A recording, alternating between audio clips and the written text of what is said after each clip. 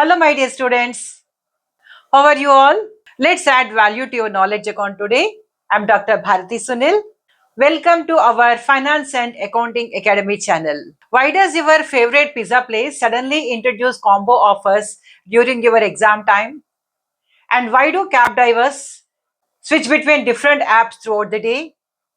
And why do we all switch between Zomato and Swiggy when we want to place food orders? None of this is random.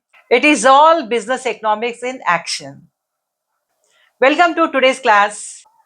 We'll discover why business economics is not just a subject to study, but a powerful tool that every successful business uses daily. Whether you are planning to start one startup or you are working in a company or you want to gain good knowledge about business economics, or if you are a student and want to understand the smart thinking behind every business decision around you. Today's topic will show you why exactly business economics matters you and what role it plays in real business success. Let's dive into the importance of business economics and role of business economics topics with practical examples which you see around every day. So first we'll start with importance of business economics. I will explain this topic in 4 different points. If you remember these side headings with examples, you can elaborate your answer in exam. What is the first point? Decision making.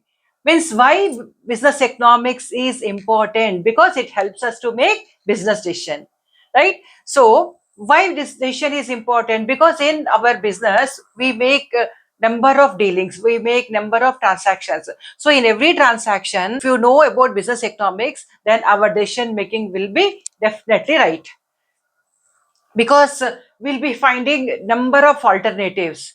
So out of that alternatives, which one is the best one, we can understand only when we know business economics. I will take the example of mobile shop owner.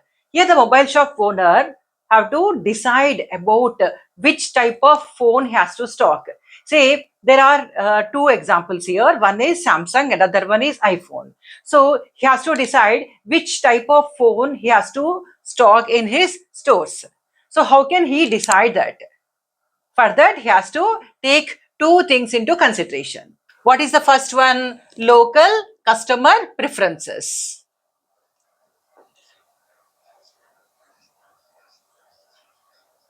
And what second one? Purchasing power analysis.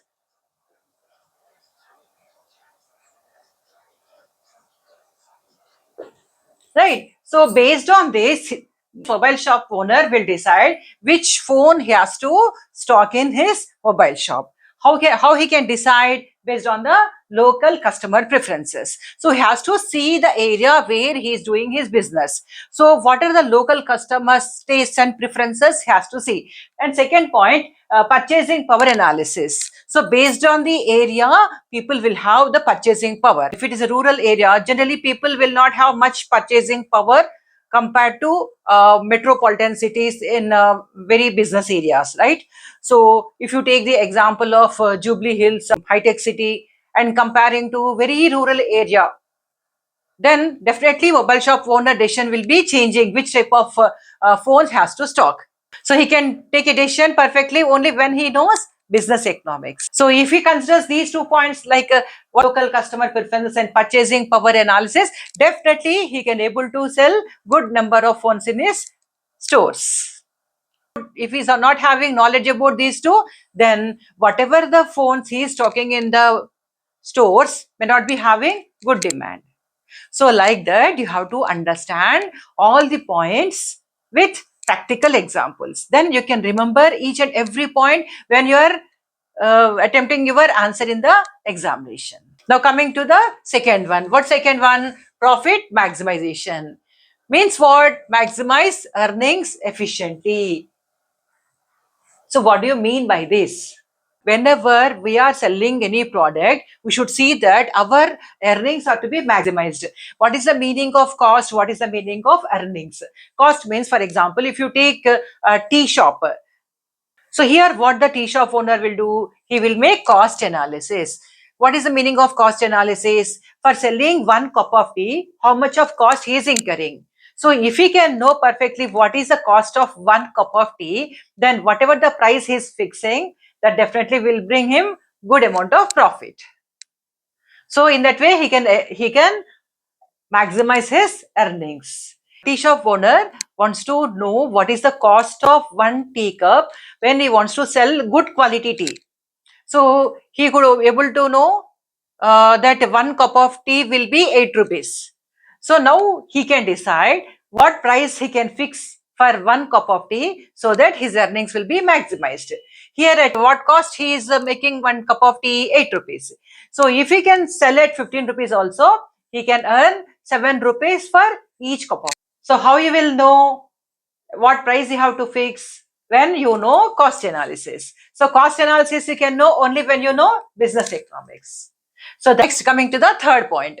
What is the third one? Resource allocation.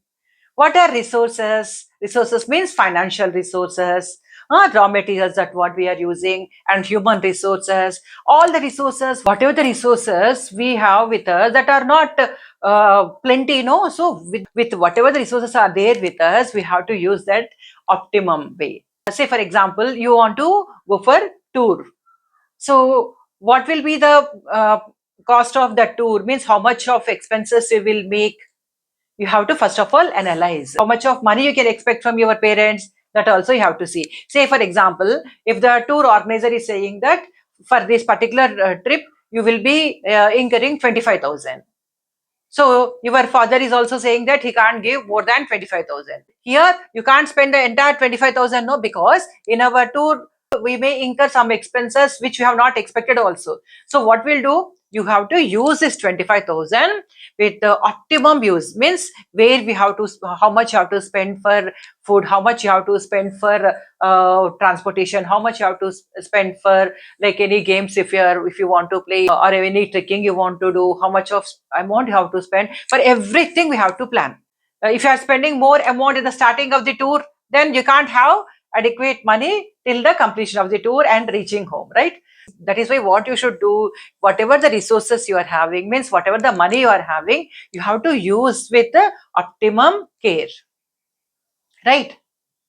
In the same way, just students, how they plan before examination. Before the examination, if they want to complete entire syllabus within 15 days, you are say you are having 6 subjects. So for 6 subjects, how you will plan? You are having only 15 days. So this 15 days, if you leave 2 days for unexpected your plannings, you still have how many days? 13 days. In 13 days, one day you leave. So how many days you are having? 12 days. So out of these 12 days, you have to cover 6 subjects. So some subjects will be very difficult for you, and some subjects you can manage, some subjects are very easy for you. So based on that, you will allocate time for all those 6 subjects. That is called what? Resource allocation. Here, what is your resource? Your energies, your time, right? So in the same way, business also have to allocate their resources wisely. You know that you are having only 12 days of time for your examination, right? So within this 12 days, how optimally you have to use for all these 6 subjects, that you have to manage. So that is called what? Resource allocation. So you remember this example, then you can write your answer very clearly. So next, coming to the fourth one, risk management. So here, that's what I told you. When we are planning for our examinations, we are out of 15 days, we are taking into consideration only 12 days. The other 3 days, we just want to predict and avoid loss of time, because we are taking only 12 days into consideration. The other 3 days, we are expecting some activity. So that is why we are not including those 3 days. That is called what? Risk management. If you take all these 15 days and plan, then our plan may not be successful. Okay. So what is risk management? Predict and avoid losses. Before examination, we have to go for taking hall ticket, right? Some other formalities also will be there at college, or you have to search for the center. All these things you have to predict before, and you have to plan only with the remaining days. How we have planned for only 12 days, no? In the same way, we have to plan for only 12 days, and these 3 days we have to keep for risk management. Suppose if you get out of these 3 days, 2 days also, it will be very beneficial to you. But always have risk management strategies to avoid loss of time or loss of resources or loss of energies. So here I want to give one example from business point of view. So you all know function halls means marriage halls. Generally, in rainy season, we can expect rains. What our wedding hall owners will plan during rainy season. So for any outdoor facility, they will plan some shelters so that even they can give space for the people to organize their functions even in the outdoor areas, so that they can plan before only. If there is no rain, it's okay. But if there is rain, then he has to manage that particular activity without causing any problem to the people who are hiring that function hall. What the wedding hall owner has to plan during monsoon time, if there are heavy rains also, you should see that proper arrangements are made without affecting the functions of customers. So that is called what? Risk management strategy. It has to plan all arrangements before itself to avoid that risk. So that is called what? Predicting and avoiding losses. So we have covered our first topic. What is our first topic? Importance of business economics. In that, 4 points you have to remember. What's the first one? Decision making. Second one, profit maximization. Third one, resource allocation. And fourth one, risk management. Now we are coming to the second topic. What is the second topic? Role of business economics. What's the first one? Planning and forecasting. Predict future business needs. Say, for example, during August 15 time, or during Diwali time, or during New Year time, most of the sweet shops will have lot of demand. So what they should do, so how can they predict how much of sweets will be demanded, or how much of cakes will be demanded, or how much of dry foods will be demanded? So what they should do? They should do data analysis of past 3 years sales data, right? So based on that, they can understand what was the demand in the last 3 years. Based on that, what they can do, they can predict the coming year sales. With that, they can be prepared for the coming year festivals, or New Year, or August 15th, or Republic Day. So for all these events, we can plan ahead so that this particular sweet shop can meet the demand of all the customers. So that's called what? Planning and forecasting. So what we have predicted here? We have predicted our coming year sales by analyzing past year data. So that's called what? Predict future business needs by analyzing past data. That is sales data. Coming to the second one, pricing decisions means set competitive prices. Say, for example, if a new movie is released, generally in the initial days, lot of demand will be there for that movie. So they will be charging higher price, means that is called dynamic pricing. So in the same way, during monsoon time, if you see Uber or Ola or Rapido, they will be charging you surge, right? So this is called what? Pricing decisions, means they want to set competitive prices, because here they want to take the advantage of the situations and gain their expected profits. If there is one tutorial, in the tutorial they want to get 40,000 income per month, they will not charge same fee from all the students uniformly. What they will do, from some students they may charge higher, and some students they may charge lower. But what is their expectation here? They want to get 40,000 per month. So that is called what? Their pricing decision. Based on the situations, they will make this pricing to equate their amount what they are earning with the expected one.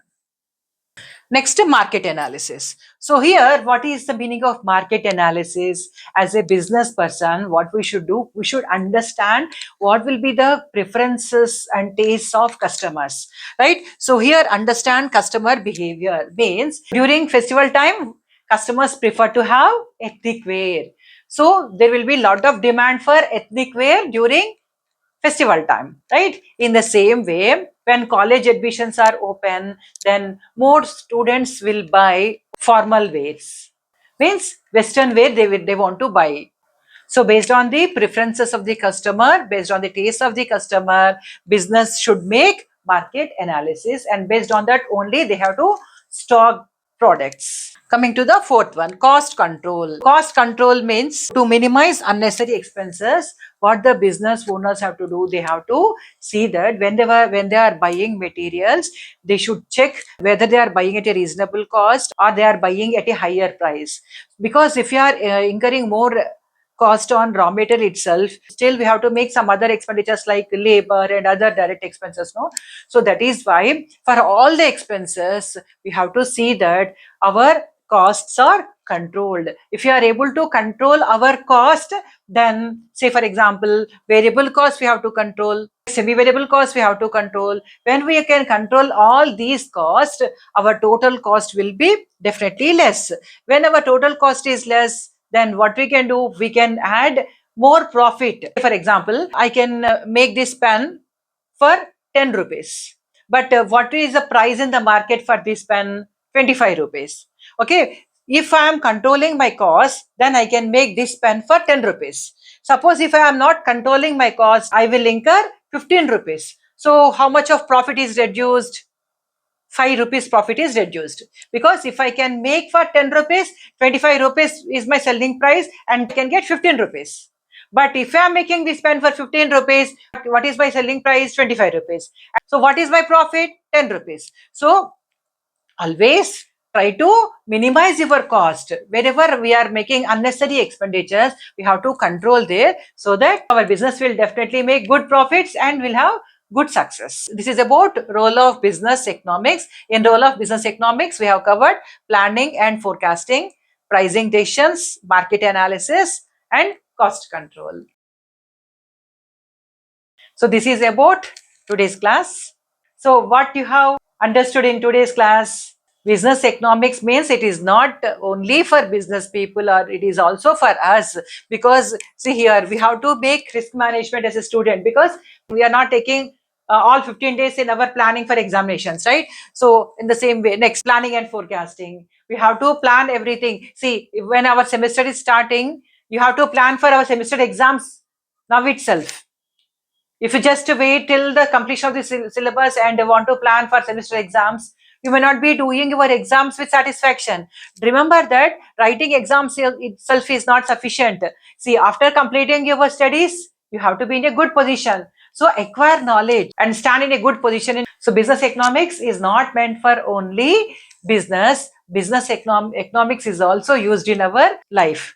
See, you all know our wants are unlimited, but our means are limited. Means what? Our time is limited, our money is limited, our energies are limited. So what we have to do with our little available money or time or energies, we have to get good advantage. Means we should maximize our returns. This business economics, you please understand from individual perspective also. When you are studying for business, we should understand from our own perspective also.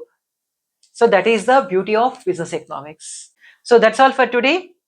But learning never stops. So keep learning, keep growing. Please like, watch, share, and subscribe my videos, so that it will reach students who are finding economics more difficult in understanding. Please share with your friends. Thanks for watching. So in the next video, I will explain about micro and macroeconomics. So we'll meet in the next video. Thank you.